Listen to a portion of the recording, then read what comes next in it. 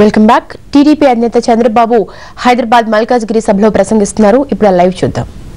మాజీ municipal chairman Jeevakan గారు, దుర్గయ్య గారు,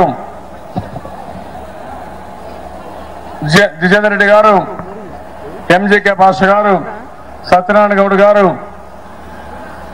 రవీంద్ర గారు, జిల్లా శంకర్ గారు, నాకు ప్రాణ సమానమైన తెలుగుదేశం పార్టీ నాయకులకు, కార్యకర్తలకు, కుటుంబ సభ్యులకు, ఎందుకంటే మల్కాజ్గిరి అనగానే తెలుగుదేశం పార్టీకి పటిష్టమైన నాయకత్వం ఉంది, బ్రహ్మాండమైన కేడర్ ఉన్నారు, బలమైన కేడర్ ఉండే నియోజకవర్గం.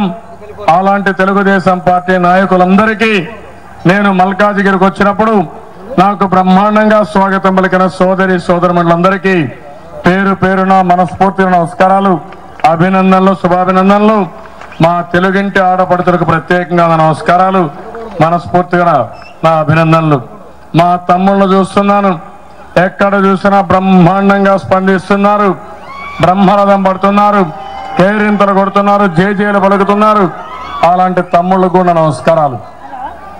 ఈరోజు నేను మీరు చూస్తే గ్రేటర్ హైదరాబాద్ ఒక విషయంతో మాట్లాడదాం. గ్రేటర్ హైదరాబాద్ ఎన్నికలు జరగబోతున్నాయి.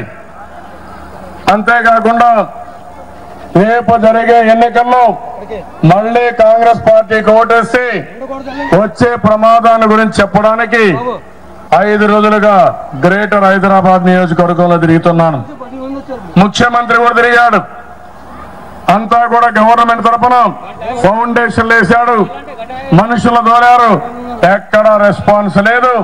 5 రోజులు నేను వస్తే వర్షాన్ని కూడా లెక్క పెట్టుకోకుండా బ్రహ్మాండంగా స్పందిస్తున్నారంటే నాకు అనుమానం లేదు, రేపు జరిగే ఎన్నికల్లో కాంగ్రెస్ పార్టీ చిత్తుగా ఓడిపోవడం ఖాయం. తిరుగులేని మెజార్టీతో తెలుగుదేశం పార్టీ మేయర్ వస్తారు.